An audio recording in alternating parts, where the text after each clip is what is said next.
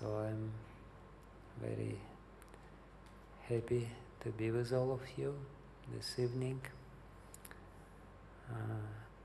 And Prem Harinam Prabhu asked me to speak on the topic of ashram.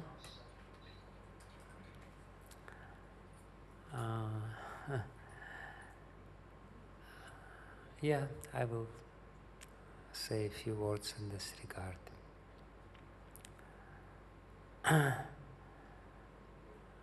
Brahmacari life is easy and it's difficult. Every ashram has its advantages and its disadvantages. Advantages of brahmacari life are obvious.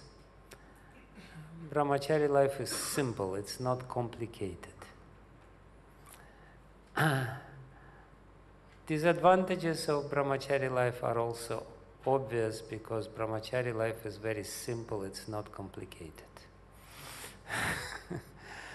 Depending on how you take this condition, it may become an advantage or it may become a disadvantage. It may become a big problem. Simplicity of brahmacari life is that, we're not too much encumbered with material problems, and we have all time to study, all time to preach, all time to do Harinam, all time to do the spiritual practices. But disadvantages of this simple life, fully dedicated to spiritual practices, is that it's sometimes too simple and people need some little pinch.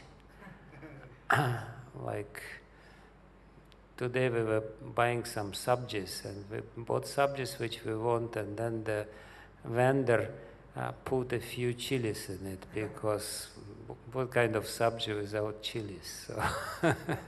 So sometimes brahmacari life lack spices of grihastha life. Grihastha life is very complicated, but it's very spicy.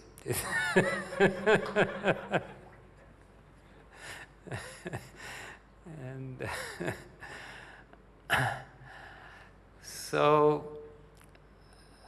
and the crux of the issue, how to make brahmacari life also spicy,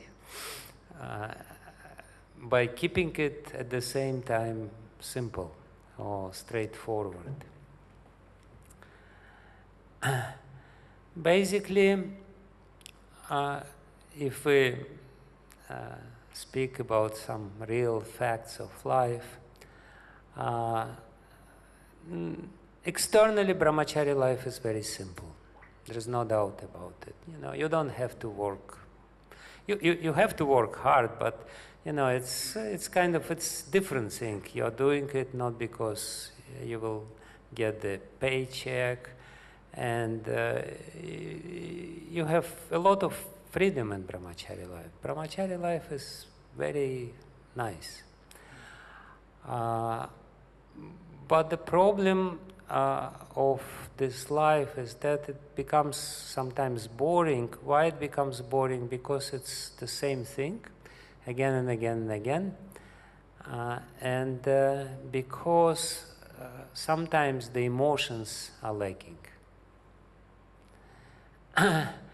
We are primarily emotional beings. Human beings proudly call themselves Homo sapiens, which means intelligent man. But the proper name for our species of life is Homo emoticus. We are not intelligent, we are emotional. And most of the time we suppress our intelligence for the sake of emotions. When the anger comes or when some other strong emotion comes, we forget about intelligence, and then by intelligence we explain why this emotion was correct. So we usually utilize our intelligence to justify our emotions. Emotions are a very important part of human life, and therefore Bhakti is so important. Bhakti is about emotions. Therefore, we are so much against this Mayavad, because Mayavad says you have to kill your emotions, you have to really eradicate, erase your emotions. But Bhakti Marg says, no, emotions are important. But still, even though Bhakti is all about emotions, sometimes in brahmacari life we lack emotions. Because the natural emotional connection is the connection between two genders, between man and woman. You know, women are usually very emotional, and men are, you know, they are very obedient to the emotions of their wives. They're totally overwhelmed by this powerful energy of emotions. Actually, the Latin word emotion literally means, it comes from the root emovere, which means to move, like to move, emovere. So emotions is the energy. It's a powerful energy, and sometimes brahmacari life lack these spices of emotions. It becomes same potato sabji every day, you know, in the morning, starting with the morning program and ending with the... yeah, sometimes you get some jokes in the lecture, but it may not be enough to add spices in your life. So actually, to make brahmacari life stable and fulfilling, we need to understand how to invoke emotions by entering into deep relationship with each other.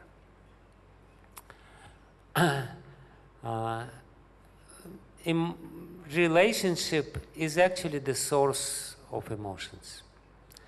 And therefore, Kapila Dev, in his teachings to Mother Devahuti, he says that men or human beings are attached, and you cannot be detached. Sometimes we hear, and we have too much emphasis on detachment, vairagya, vairagya, vairagya, and sometimes even in ISKCON there is inordinate emphasis on detachment. Actually, it's not our philosophy. This overemphasis on detachment, it's actually Jnana Marg. Jnana Marg depends on detachment. Bhakti Marg does not depend on detachment. Detachment is the byproduct of Bhakti. Detachment is the natural outcome of Bhakti.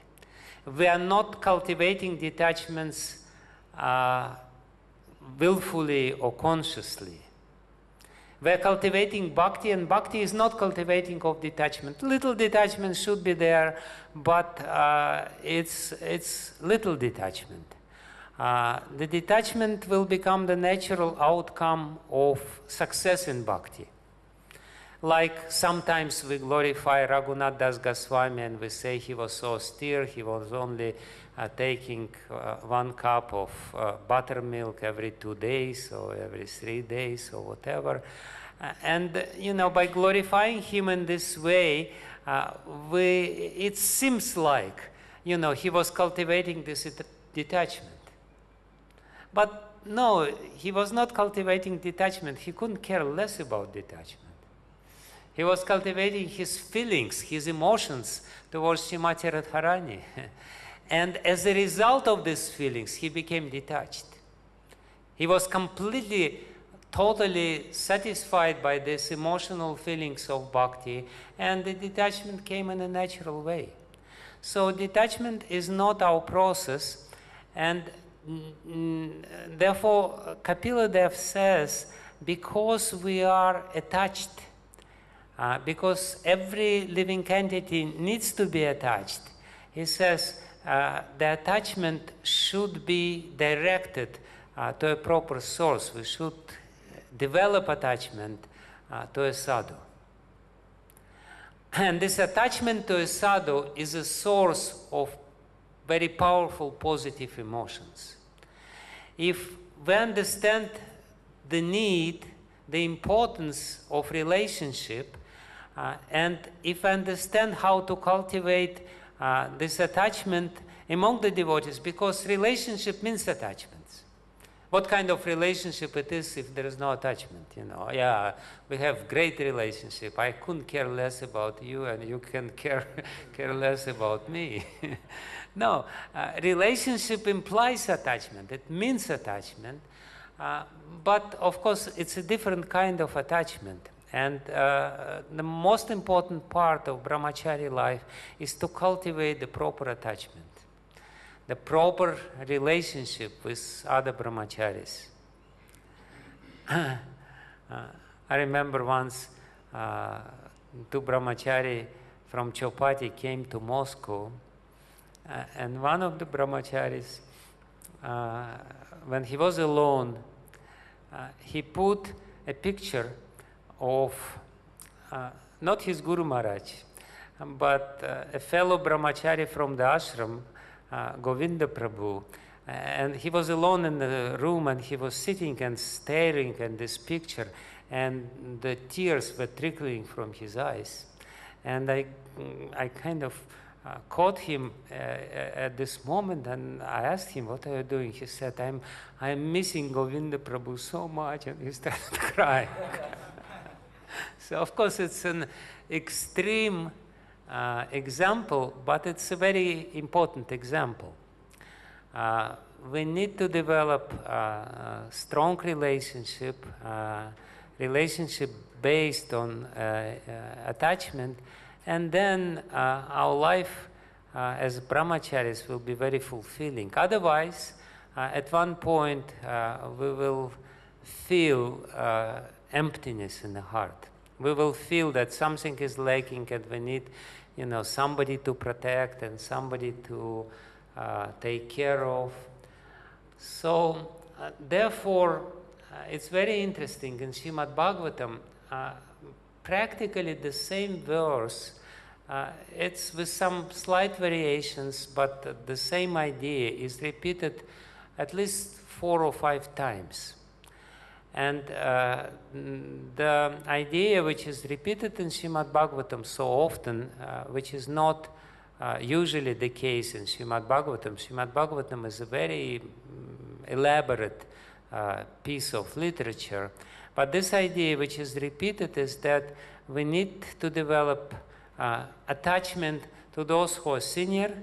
We need to develop attachment to those who are equal to us, and we need to develop attachment to those who are junior to us, but it's 3 different kinds of attachments.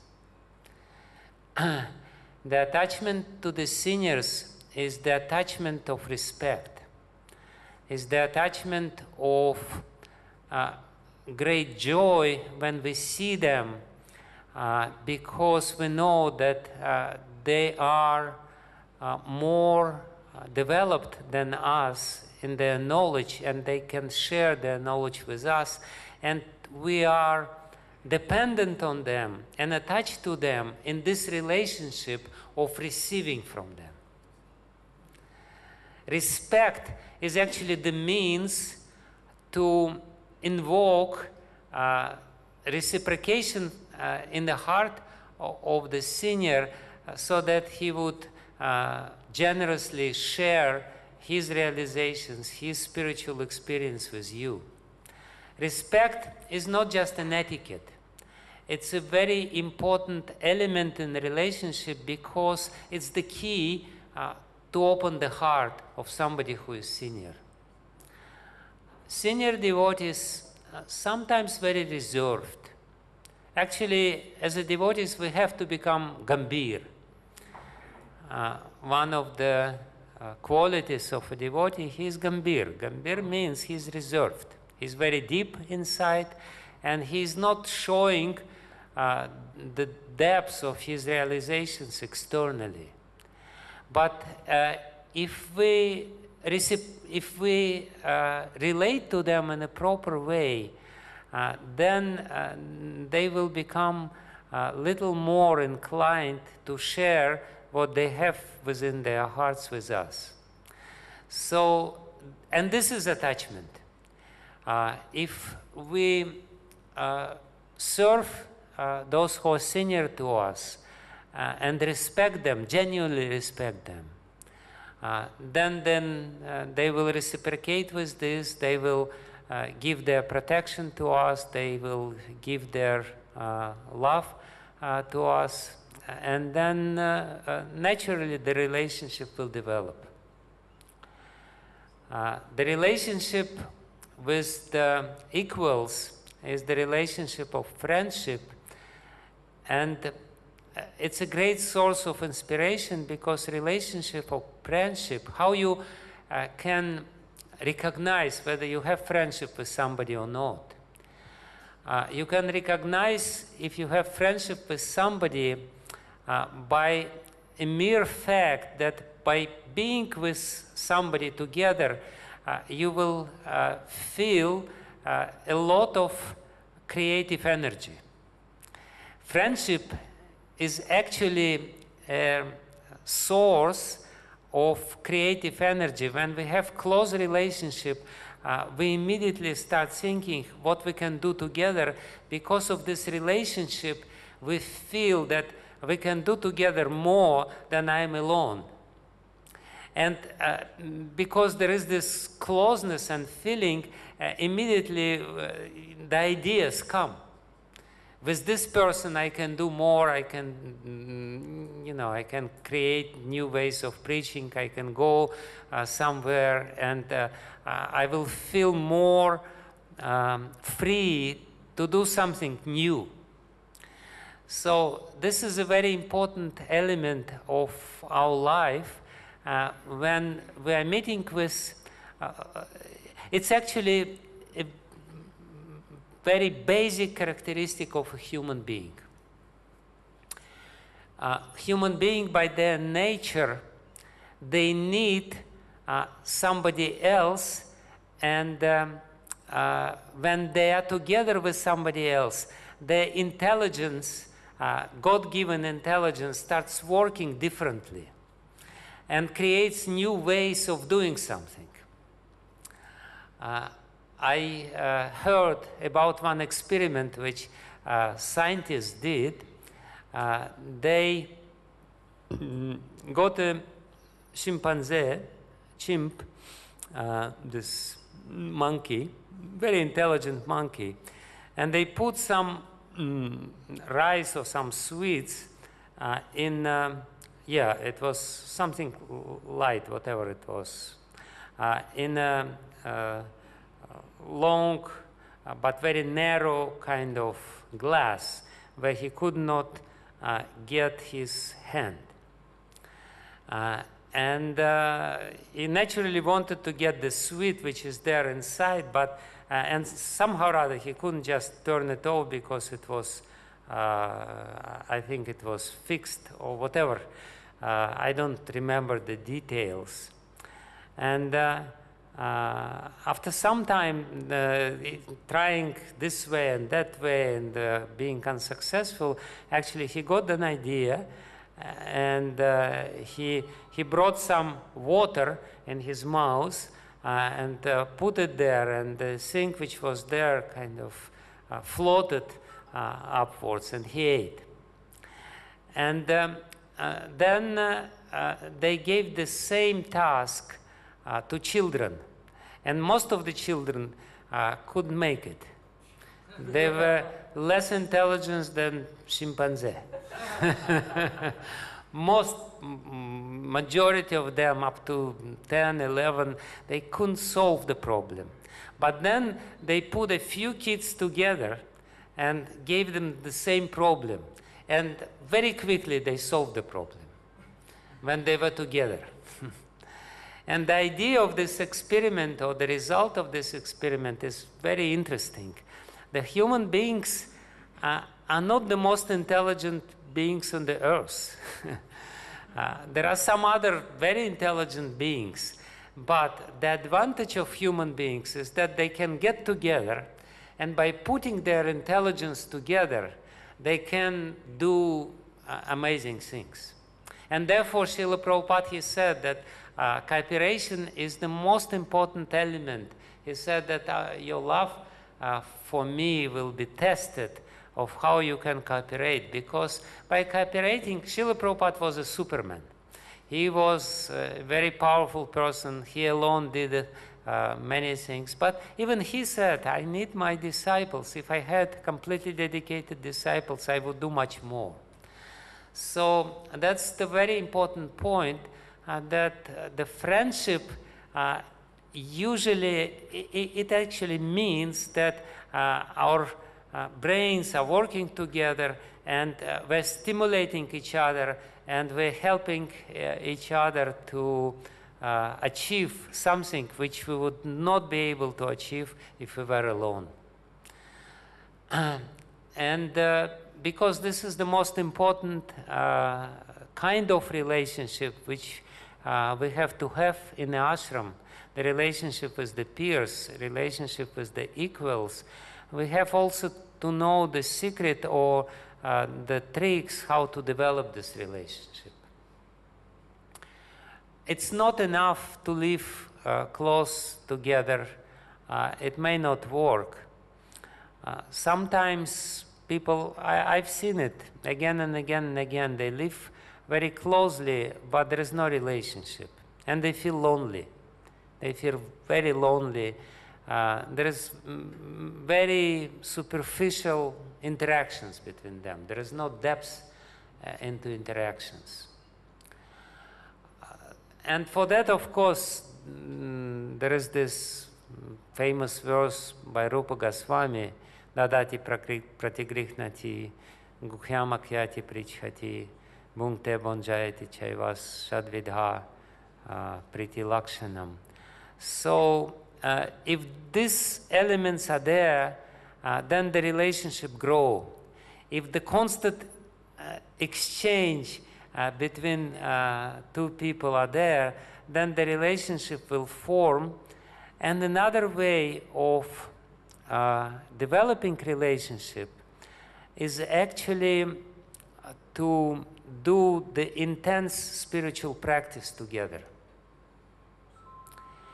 If we get a goal to do something together, like now we have among Russian-speaking devotees, we have a program which is called Namanishta.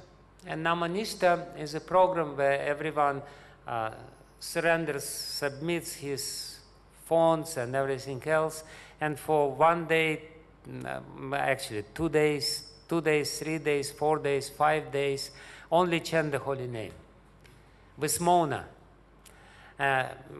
chanting 2 lakhs, 3 lakhs.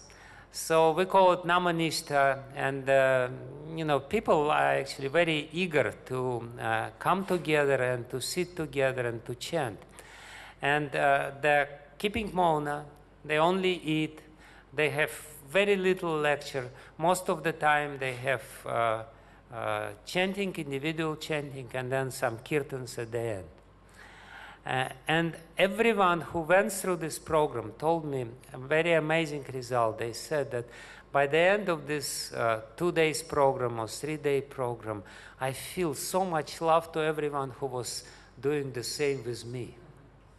I feel such a deep relationship with them, and so much grateful to them that they also together and we are chanting, and we know it's sometimes difficult, you know, to chant 2 lakhs is not easy, 3 lakhs, but it actually develops relationship because we are together.